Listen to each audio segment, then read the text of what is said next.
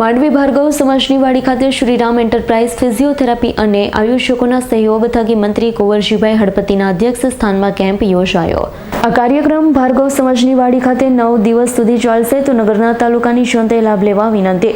આ પ્રસંગે સ્વાગત પ્રવચન મઢી સુગર ફેક્ટરીના ડિરેક્ટર નટુભાઈ કરી 100 મહાનુભાવોને પુષ્પગુચ્છ આપી સન્માનિત કર્યા છે। આ પ્રસંગે શ્રીરામ એન્ટરપ્રાઇઝ ફિઝિયોથેરાપી વિભાગના મનોજભાઈ પટેલ દ્વારા ફિઝિયોથેરાપી અંગેની માહિતી પૂરી પાડી જેનાથી થતા ફાયદાની જાણકારી આપી છે।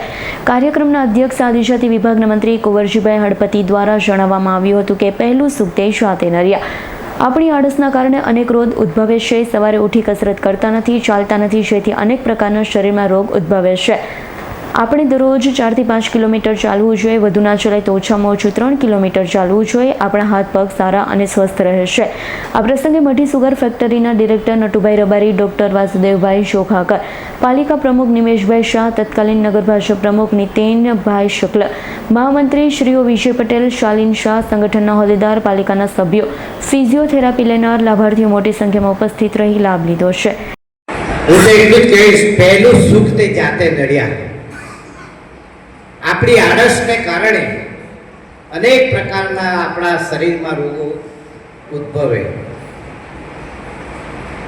સવારમાં ઉઠીને આપણે કસરત કરતા નથી, સાંજના સમયે ચાલવા જવું જોઈએ તે ચાલતા નથી, અને એને કારણે આપણે શરીરની અંદર ધીરે ધીરે પેટથી લઈને તમામ પ્રકારની રોગો આપણા શરીરમાં જોવા મળે।